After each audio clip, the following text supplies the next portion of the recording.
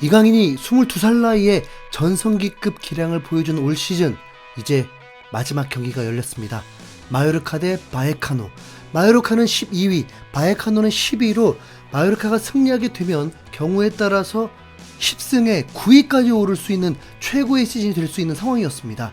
이강인은 마요르카와의 결별이 유력하기 때문에 시즌 마지막 경기가 아니라 마요르카 유니폼을 입고 마지막 경기가 되는 것이었습니다.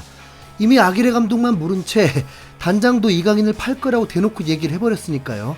아기레 감독은 내년도 마요르카 감독이 되기로 재계약을 했다 보니 이 마지막 경기에 이강인을 어떻게 활용할지, 혹시나 해코지를 하면 어쩌나 하는 의심도 조금 있었습니다. 이강인도 마요르카 구단과 팬들 그리고 감독에게도 고마움도 분명히 있기 때문에 유종의 미를 거두고 싶을 테니까요. 다행히 아기레 감독은 이강인을 선발 출전시켰습니다.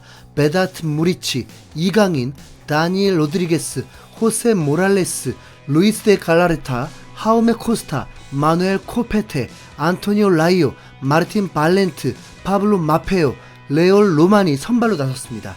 이강인은 지난 라운드 바르셀로나 원정에서 카드 누적 징계로 인해 결장했었죠. 2주 만에 출전한 경기에서 이강인은 또 어시스트를 기록하면서 팀 승리를 이끌게 되었습니다.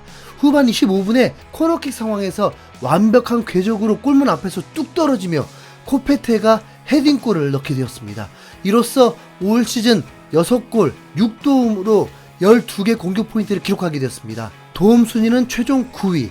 경기는 마요르카가 추가 시간에도 골이 나오면서 3대 0으로 승리했고 최종 성적 실제 9위까지 올라버리는 기염을 토하게 되었습니다. 지로나도 패하고 세비야도 패배를 해버렸기 때문이죠.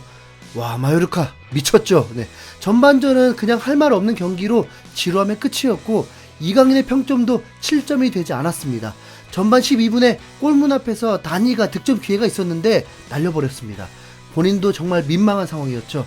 후반전까지 이렇게 지루하게 흘러갈 줄 예상했지만 후반 4분 만에 무리키의 골이 나오면서 앞서 나가기 시작했고 기세를 몰아서 이강인 평점도 점점 상승하면서 후반 24분에 박스 안에서 각이 없긴 했지만 강력한 왼발 슛이 나오면서 골이 아닌 게 정말 아쉬웠습니다.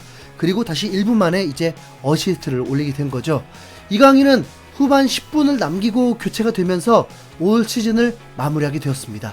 교체 순간은 뒷모습만 보여주게 되었지만 이후에 카메라가 벤치에 있는 이강인을 계속해서 비춰주었습니다. 이강인은 마지막 경기에서도 평점 7.8점을 받으면서 미드필더로 합격점을 받고 마무리했습니다. 이제부터는 이강인이 어디로 이적을 할 것인가만 지켜보면 되는데 이젠 유로파리그 우승한 세비야에서도 이강인을 영입하려고 한다는 속보가 뜨기도 했습니다. 스페인의 엘구 디스탈이란 곳에서 챔피언스리그에 진출한 세비야는 전력 보강이 필요하고 이강인을 영입할 수 있는 충분한 경제적 여력을 갖게 됐다. 세비야는 꾸준히 이강인에게 관심을 가져왔다. 이강인은 마요르카에서 특별한 시즌을 마쳤다. 빅클럽들의 관심을 받고 있다. 아틀레티코 마드리드가 관심을 가지고 있지만 성사되지 않았고 세비야가 적극적으로 나설 것이다. 세비야는 이적료 1,500만 유로도 이미 승인을 내렸을 것이다. 이강인 역시 챔피언스리그에 출전할 수 있으면 기쁠 것이라고 했습니다. 세비야가 빅클럽은 아니지만 스페인의 명문 클럽이긴 해서 챔스에 나갈 수 있기 때문에 나빼드이긴 한데 굳이 비교하자면 그래도 아틀레티코 마드리드죠. 네. 이상한 건 아틀레티코 마드리드와 성사되지 않았다고 단정을 지어버렸는데 다른 매체들에서는 오히려 아틀레티코가 이강인을 더 적극적으로 원하고 있다는 기사들도 나오고 있는 상황입니다. 그리즈만의 최고의 파트너일 거라면서 말이죠. 네. 로마노 기자는 이강인이 뉴캐슬과도 연결되어 있다고도 했으니까 확실한 건 다음 시즌 잠 못 들 날들이 더 늘어날 거라서 체력관리, 시간관리 잘해야 합니다. 네. 이강인 한 시즌 정말 수고 많았고 멋진 퍼포먼스 보여줘서 정말 고맙고 마요르카 이제 안녕. 이상 흰수염고래였습니다. 시청해주셔서 감사합니다.